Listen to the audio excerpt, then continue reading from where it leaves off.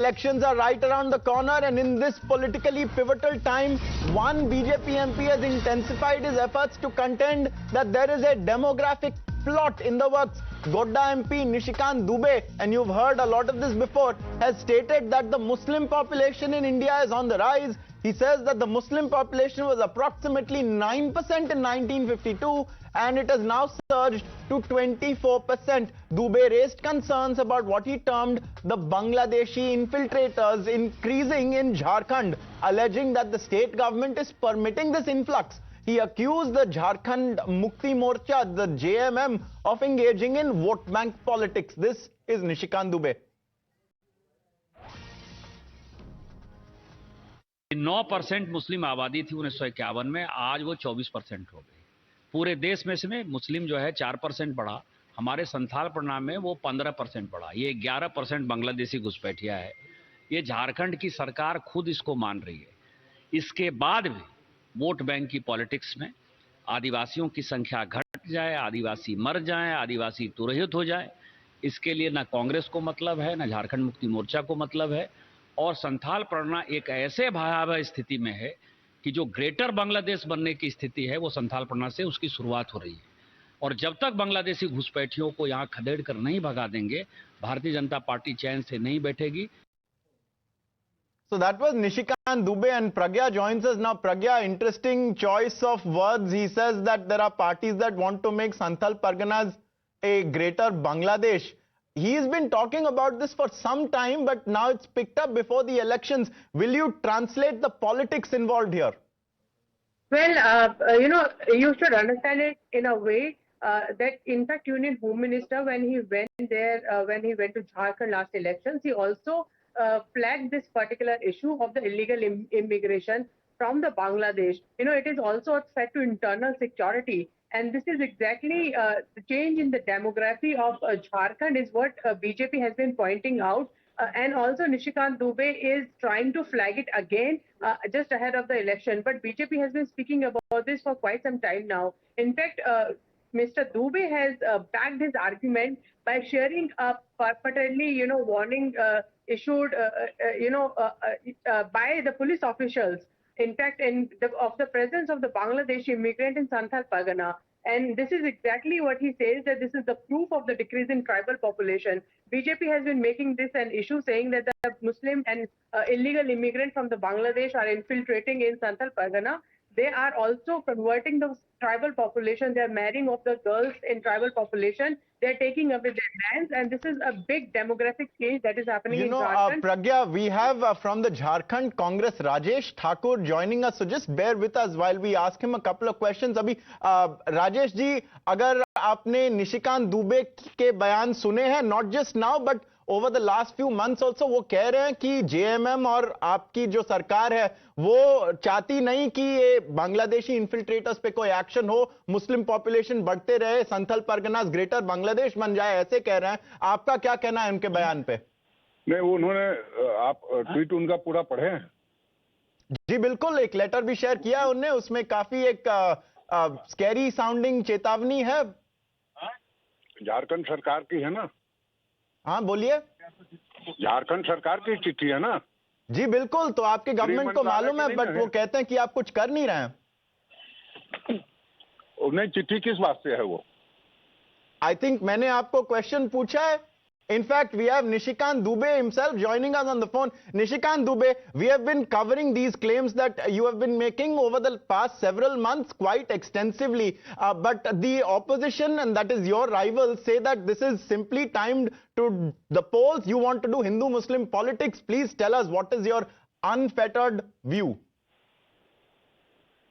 आज मैंने एक लेटर ट्वीट किया है ना, वो लेटर मेरा नहीं है, वो झारखंड सरकार का लेटर है। झारखंड सरकार का लेटर कह रहा है कि बांग्लादेशी आते हैं, मदरसे में रहते हैं, वो यहाँ आधार कार्ड बना रहे हैं, वो यहाँ पैन कार्ड बना रहे हैं, या फिर यहाँ वोटर आईडी कार्ड बना रहे हैं, और वो फिर जाते हैं, जैसे सूरत में भी है काफी बार। ये जो है ब्रीडिंग ग्राउंड है बांग्लादेशी मुसलमानों का। और मैंने आज एक दूसरी चीज जो बाइट दी है ANI को, कि आज़ादी के समय 9% यहाँ मुस्लिम आबादी थी संथाल परगना में, जिस इलाके से मैं काम करता, आज 24%। पूरे देश में मुस्लिम 4% के रेशियो से बढ़े हैं, हमारे यहाँ 15% के रेशियो से बढ़े। इसका मतलब ये है कि 11% जो मुस्लिम बढ़े हैं वो बांग्लादेशी मुसलमान, क्योंकि देश में जैसा बढ़ेगा मुसलमान वैसे ही हमारे यहाँ बढ़ेगा। हमारे यहाँ कौन सी नई बातें, ना रोजगार है, ना पानी का साधन है बहुत बढ़िया, ना अच्छी फैसिलिटी है, ना एयरपोर्ट है, क्या है? बट निशिकांत दुबे, आप ये क्लेम कर रहे हैं इलेक्शन के जस्ट पहले, क्या आपका कोई इस पे इलेक्टोरल इन्फ्लुएंस भी है? क्या आप ये भी सजेस्ट करें, क्योंकि बहुत लोग ने कहा है मे बी दूसरे स्टेट्स के बारे में कि इन लोग को वोटर रोल्स पे भी ऐड किया जा रहा है, आपका ऐसा भी कोई इम्प्लीकेशन है, या आप सिंपली ये डेमोग्राफी में जो डिस्टेबलाइजेशन है इसके बारे में?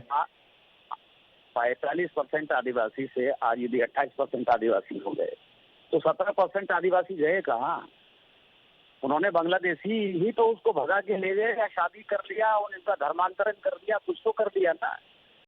इसीलिए झारखंड में ये चुनाव का बात है ही नहीं। झारखंड में ये देश के आदिवासियों को बचाने की लड़ाई है।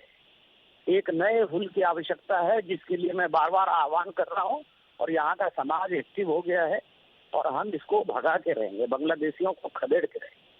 ओके, ये आप ये कमिटमेंट दे रहे हैं। I am not sure how you will implement this, but Rajesh Thakur हमारे साथ हैं कांग्रेस झारखंड से। वो कहते हैं कि देखिए, आपने जो लेटर शेयर किया है वो उनके ही सरकार का गवर्नमेंट है, झारखंड सरकार ही ये अलार्म रेज कर रही है। तो आपका क्या पॉइंट है, आप इनको क्या बोलेंगे कांग्रेस पार्टी को?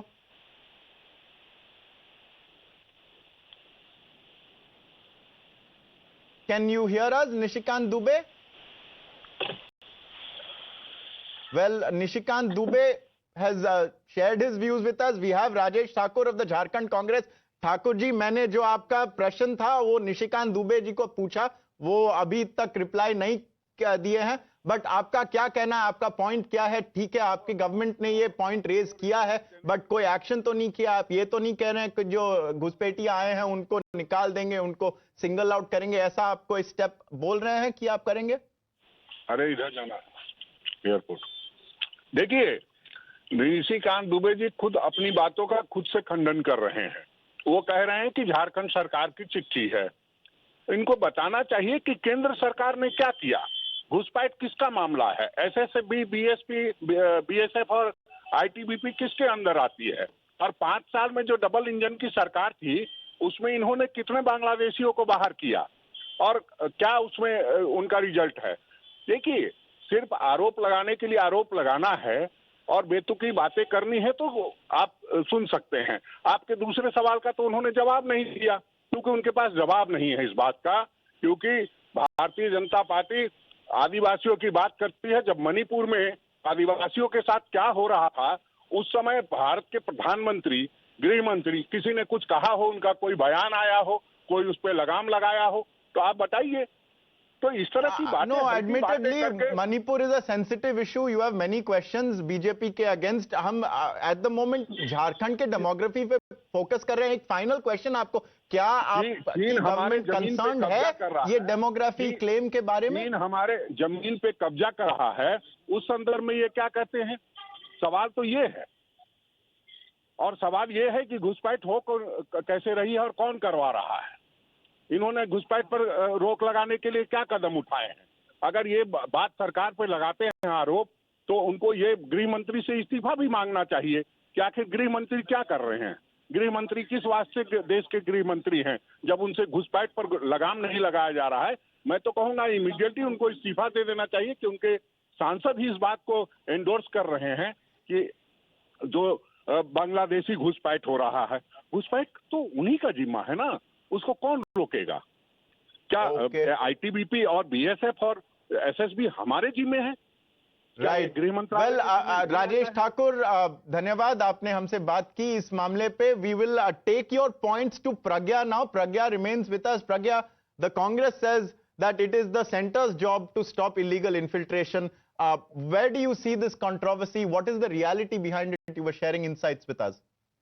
Well, our borders are very lucid, and Home Ministry is working on ensuring that the border remains stronghold of the country and no illegal immigrant can come in. But I would say that law and order is a state subject, and this is exactly what BJP and in fact Home Minister said when he went to the state, that there is a particular empathy towards these illegal immigrants of the current regime, and this is exactly why they are getting the support from the state. Otherwise, state could also take action against these illegal immigrants who are coming from the Bangladesh and also changing the demographic. Now, the BJP's allegation is that the changing of this demographic works for the favor of JMM and Congress. Muslim is a vote bank for them and had been voting for them as well.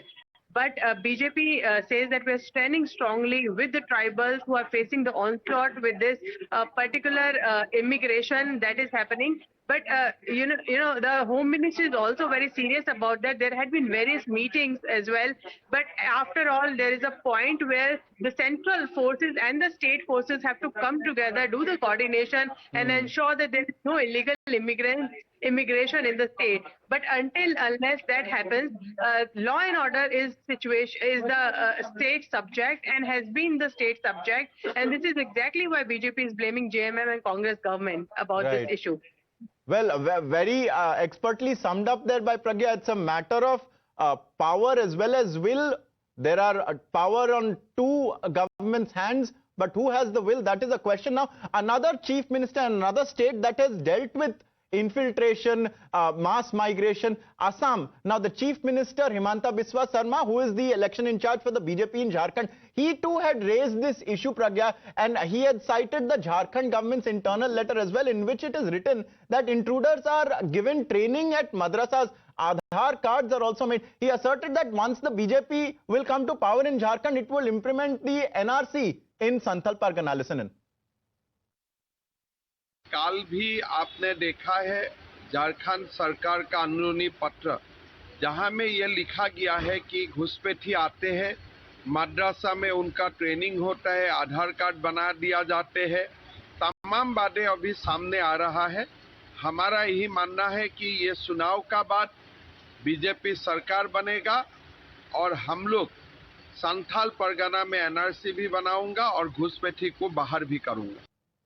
So you've heard Himanta Biswa Sarma, and before that we also had Nishikant Dubey, and they have made big promises regarding illegal infiltration and immigrants into Jharkhand. Viewers, I thank Pragya for joining us and sharing her insight with us. We are tracking this very closely. The elections are inching closer minute by minute. We are cutting into a break now.